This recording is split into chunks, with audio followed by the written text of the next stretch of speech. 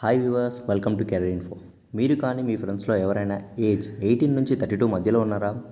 అయితే మీరు 10th pass అయ్యి ఐటీఐ కానీ డిప్లొమా డిగ్రీ ఏదైనా చేసి ఏదైనా ఒక ప్రైవేట్ జాబ్లో సెటిల్ అవుదాము అనుకుంటున్నా కానీ జాబ్స్ దొరకట్లేదా? అయితే ఈ వీడియో మీకోసం. అలా ఉన్న మీకు ఒక గవర్నమెంట్ జాబ్ కాదు ఒక సెంట్రల్ సెక్యూర్ గవర్నమెంట్ జాబ్ వస్తే ఎలా ఉంటుంది? మీకు గవర్నమెంట్ జాబ్ కావాలనుకుంటున్నారా? అది కూడా సెంట్రల్లో కావాలనుకుంటున్నారా? అయితే మీరు ఈ వీడియోని ఏమాత్రం మిస్ అవ్వకుండా ఎండ్ వరకు చూడండి. ఫ్రెండ్స్, నేనైతే ఫస్ట్ డైరెక్ట్గా మ్యాటర్ చెప్తాను. దాని తర్వాత డీటెయిల్ ఎక్స్ప్లెనేషన్ అయితే కోసం కావాలనుకుంటే లాస్ట్ వరకు ఈ వీడియోని చూడండి. మ్యాటర్ ఏంటంటే ఆర్ఆర్బి రైల్వే రిక్రూట్మెంట్ బోర్డ్ అయితే మనకు గ్రూప్ డి పోస్టులు అయితే వేకెన్సీస్ ఇచ్చావి. అవి ఏంటంటే 32,438 పోస్ట్ అయితే వేకెన్సీస్ ఉన్నాయి. ఈ 2025కి సంబంధించిన వేకెన్సీస్ అంటే 32,438 వేకెన్సీస్ అయితే మనకు వచ్చాయి.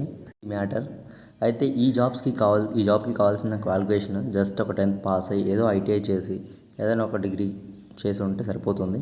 ఏజ్ లిమిట్ వచ్చేసి 18 నుంచి 32 నుంచి 36 వరకు ఉండొచ్చు. అయితే ఈ రైల్వే జాబ్స్లో మనకు 2 గ్రేడ్స్ అయితే ఉంటాయి. ఏంటంటే అవి ఫస్ట్ గ్రేడ్ వచ్చేసి బీఎస్సీ కానీ బీటెక్ కానీ డిప్లొమా కానీ చేసి ఉండాలి. వాళ్ళు చేసిన కోర్సులో వాళ్ళకి కంప్యూటర్స్ కానీ ఐటీ కానీ ఇన్స్ట్రుమెంటేషన్ లెర్నింగ్ అనే సబ్జెక్ట్స్ అయితే ఉండాలి.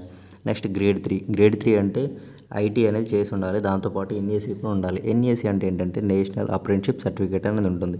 ఇందులో మళ్ళీ 2 టైప్స్ ఉంటుంది. ఎన్సీవీటీ ఉంటుంది, ఎస్ఎస్సీవీటీ ఉంటుంది. ఎన్సీవీటీ అంటే ఏంటంటే national council for vocational training and certificate. SSCVT అంటే state council for vocational training certificate. ఇందులో మీరు ఏ గ్రేడ్ కిందకి వచ్చారో అనేది చూసుకొని అప్లికేషన్ చేసుకునేటప్పుడు ఇది మాత్రం జాగ్రత్త.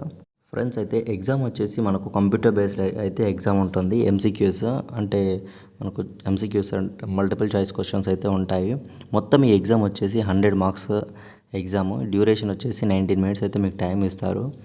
ఈ టైంలో మళ్ళీ అయితే ఇక్కడ ఒకటి ఇంపార్టెంట్ పాయింట్ ఏంటంటే మీరు 3 ఆన్సర్స్ రాంగ్ పెడితే ఒక 1 మార్క్ అనేది మైనస్ అవుతుంది. ఇది ఒకటి నోట్ చేసుకోండి. ఎవరైనా ఈ ఎగ్జామ్లో కంప్యూటర్ బేస్డ్ ఎగ్జామ్ అయితే పాస్ అవుతారు. ఎవరైతే ఈ ఎగ్జామ్ పాస్ అవుతారో వాళ్ళు మళ్ళీ ఈ ఫిజికల్ ఎగ్జామినేషన్ టెస్ట్ అనేది ఉంటుంది. ఈ ఫిజికల్ ఎగ్జామినేషన్ టెస్ట్ అనేది ఇంపార్టెంట్. ఇంకా ఏంటంటే ఇక్కడ బాయ్స్కి సపరేట్, గర్ల్స్కి సపరేట్ ఉంటుంది. బాయ్స్కి అయితే 100 మీటర్ రన్నింగ్ 15 సెకండ్స్లో, గర్ల్స్కి అయితే 100 మీటర్ రన్నింగ్ 12 సెకండ్స్లో. ఇంకొకటి ఏంటంటే వెయిట్ లిఫ్టింగ్ ఉంటుంది. వెయిట్ లిఫ్టింగ్ వచ్చేసి బాయ్స్కి 35 kgs 100 మీటర్స్ ఇన్ 2 minutes. అదే గర్ల్స్కి వచ్చేసి 20 kgs 100 మీటర్స్ ఇన్ 2 minutes.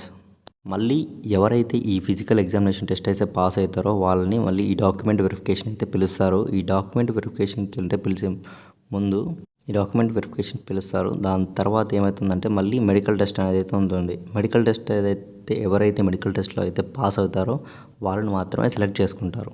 అయితే ఈ ఎగ్జామ్కి సంబంధించిన డేట్స్ మాత్రం ఈ మంత్ ఎండింగ్, ఈ ఫిబ్రవరి లాస్ట్ వీక్ వరకు మాత్రమే టైం ఉంది.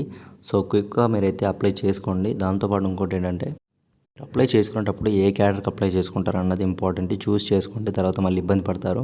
మళ్ళీ ఇంకోటి ఏంటంటే దీనికి సంబంధించింది అయితే నేను డిస్క్రిప్షన్లో లింక్ ఇస్తాను. డైరెక్ట్గా వెళ్ళి ఆన్లైన్లో అయితే అప్లికేషన్ చేసుకోవచ్చు.